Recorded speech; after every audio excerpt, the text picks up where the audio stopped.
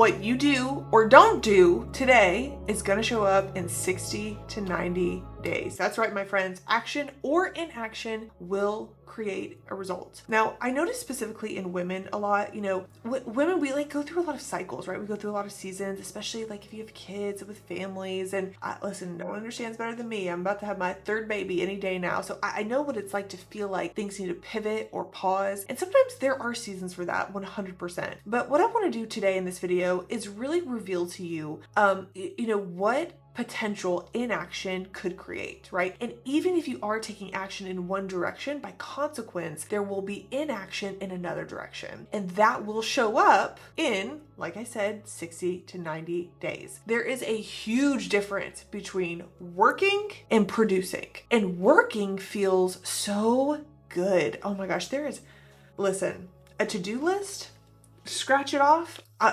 It is my drug of choice. I love a to-do list. It feels like you're producing. But just because you are producing a result doesn't mean you're producing the most important result, which in my opinion is sales revenue, the lifeblood of the business. So what I want to do for you today is I want to reveal to you and show you the difference between a sales activity and not a sales activity. This is especially going to be for online entrepreneurs, and even more so, especially for female entrepreneurs. Of course, this will absolutely help men as well. But I noticed with women, I've been training sales for almost a decade now. And for the latter part of that, I've been specifically with women. And I noticed the more that I coach them, the more that I help equip them with sales skills, then of course, their sales activities that they do, their inclination is to tinker. It's to perfect. It's to kind of buzz around and be a little bit of a busy bee, and not really consider, hey, is the work that I'm doing actually producing a result? And then you just feel frustrated, you feel defeated, you feel down because you're not seeing the fruits of your labor. And I'm not cool with that, and you shouldn't be either. What you are gonna find in this video, and it should really, really excite you, is that sales activities actually take less time, typically. It does require a higher level of skill set. And so if your skill set is low, it might require a little bit more time for you as you build your skill set. And it's also gonna require for you to move through more resistance. The things that are natural for you, that are very easy for you to do, that you don't have a problem doing, you're not experiencing any resistance at all. And so when you start having to do stuff that you're not used to doing or that you don't even necessarily enjoy doing at first, that resistance is going to create a lot of emotion in your body, like dread and overwhelm and frustration. And you might feel a little bit of annoyed and kind of irritated. And you're not used to being like that typically, and potentially. And so moving through that resistance is going to require a little bit more strengthening, right? As you start to work out, you don't feel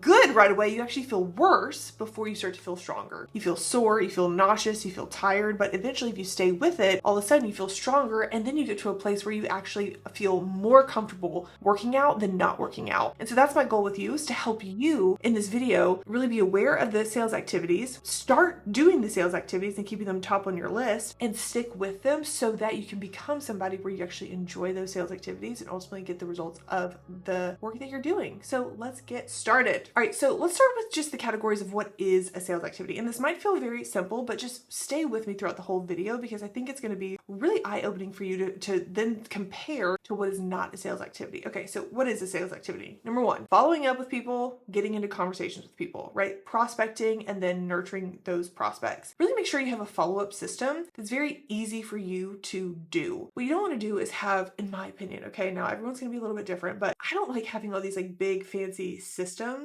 that require to be kind of a big hurdle or a big barrier to jump over to just access the system. I like to keep it as simple as possible. I also find people will kind of look for crazy CRM systems as a way to avoid actually following up with people. Now, of course, if you have a big company and if you have a big sales team and if you need to be able to take a pulse on everybody's leads and stuff, that's a totally different story. But if you're watching this and you're just trying to get the sales momentum going, just have a simple system in your phone. For me, it's just a notes on my phone. I have their name, I have their Instagram handle, and I have a little sentence about the last time we talked or their objection. And I have a goal to just get the ball out of my court. So whether that's every other day or, twice a week, just to kind of touch base with them, get the ball out of my court and get them moving in the direction. The second sales activity would be either like recruiting or replicating yourself. So you can think about this as like referrals / and or leadership, right? Like recruiting people, maybe you're recruiting a sales team, maybe you're recruiting a team in general, to help take off the non-sales activities off of your plate in a way that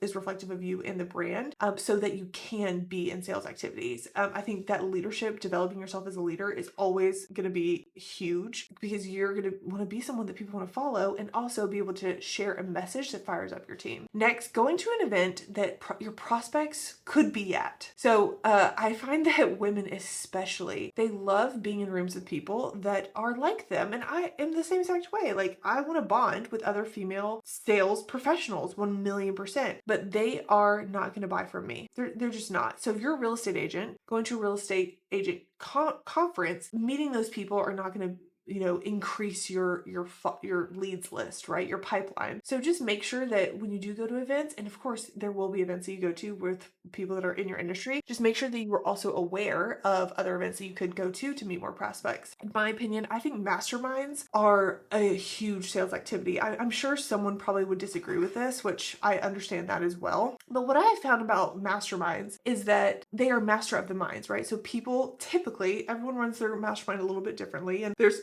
different goals and purposes for masterminds, but typically what I find is that people come, they share what's working, what's not working, what they're doing to grow their business. And when you go and you listen to people talk about their business, what you start to develop is the skill of recognizing patterns. And when you can recognize a pattern, you can kind of recognize it in your own business and make the tiniest little tweaks that really make a big difference. Now, it's kind of like a book. You have to read a whole book to get one or two little nuggets, or, watch a whole documentary to get one or two little things. Same with a mastermind. Like, you have to listen to a lot of people to recognize a few patterns and get one or two little things that you can do right away. But when you find those little nuggets, man, they are so incredibly worth it. Next is offer to speak at people's groups, right? Whether they have events or even just with their masterminds or their clients, be on their podcast. I know that might sound really obvious, but don't be afraid to ask, right? Like, maybe you're going to get told no 100%, or maybe people will ask you to pay, right? Pay to be on their podcast, pay to be on their stage. And I would recommend you do that. Truthfully, of course, now the brand needs to make sense, right? You want to kind of ride the coattails of a brand that is aligned with you and your values and the people that you sell to. But the thing is like, you're going to pay for leads one way or the other, right? You're going to pay with time, you're going to pay with money, you're going to pay with, I don't know, like flyers, like however you want to do your lead generation, you are going to pay. And I think one of the fastest ways to grow your brand and to get the right leads in the door is to kind of ride the coattails of brands that make sense for you. So offer to do that. The hardest thing that you, in my opinion, that at least that I do, is filling rooms. That's the hardest thing to do. And when you can fill a room, like, it's over, it's lights out. For me, like, the room's full and I have the chance to speak, it is a game changer. I'm so thankful for the opportunity. So if someone else can fill a room and then you speak to their room, it's just a huge opportunity that I would just highly recommend doing everything you can to be that person, that go-to person. Another needle-moving sales activity would be optimizing ads. If you do paid advertising, I heard one time, and I don't remember where I heard this, but I heard that Dean Graziosi will spend up to 3 hours a day optimizing his paid ads. Because, when you have one ad that really takes off, it becomes an asset that you can use for a really long time. I still, to this day, have one ad. I remember I did it postpartum with my second kid, and he's 2.5 now. So over 2.5 years ago, I did an ad at a coffee shop, and to this day it is still our highest performing ad and has gotten so many leads and ultimately so many sales. And so anytime you can tweak your ads or create those ads, I think that's a huge sales activity. Creating and presenting a sales message. So notice how I didn't say just create, I said creating and presenting. There are many people that have amazing webinars and amazing challenges and amazing podcast episodes and amazing YouTube videos that haven't even been presented at all. So really make sure that you are presenting consistently. consistently. Russell Brunson says if you do a webinar once a week for a year, you'll never have a financial issue ever again. So the key is to do it once a week for a year, right? And to continuously refine it. I also want to remind you that as you're creating sales messages, like you don't have to just sell your offer, right? You don't want to be a billboard. You can sell beliefs, you can sell ideas, you can sell events, you can sell perspectives. There are many things that you can sell an identity even. And that really moves people in a direction, which is ultimately what you want to do with your audience, is move people, not just have a stale audience, but to move them. Another thing is to host a sales event. This allows you to basically present your offer and present the future that your offer gives to people to a group of people, right? Russell Brunson says the purpose of a funnel is to get people in a room where they can hear your sales presentation. That is the point. So what kind of room are people getting in? Well, they're getting into webinars, masterclasses, challenges, info calls, in-person events, workshop, like any type of immersive event where you can present a sales presentation. That is the point of an online business. That is your job, is to get people in a room. And so either like getting people or presenting in that room, but then also driving people to those rooms. That is definitely a sales activity. Okay. So maybe that felt a little obvious, but what I want to go to now is what is not a sales activity and compare it to what I just talked about. Okay. Number one, are you ready? Reading a book. Is it important? Very. Reading and developing yourself is so critical. It is not a sales activity. It does help with ideas, and it does help with your sales message, and it does help with, having points to use in your sales message, but is not directly a sales activity. Consuming a training.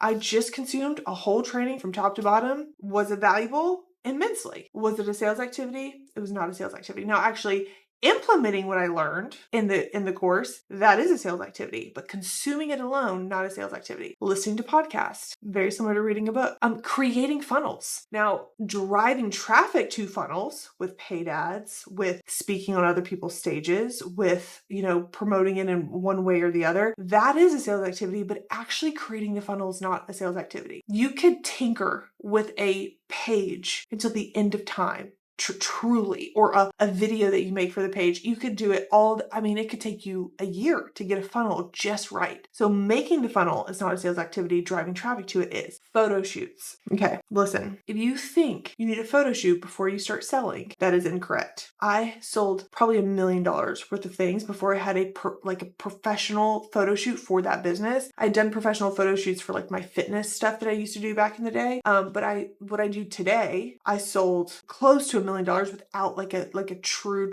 professional branding photo shoot. I do think it absolutely elevates your brand, and it makes sure that your message is right and makes your website beautiful and all of that good stuff. But like, you don't need a website to get started. You don't need perfect pictures to get started. You need a mouth and a message that moves people. That's what you need. Creating systems. My friend, I want you to create a system when the wheels are about to fall off because you have so many clients. Otherwise, you are creating systems for something that you don't even know. You can't even experience what you need a system for because you don't have enough clients. Like, you almost need clients to break the system so that you know what system to make.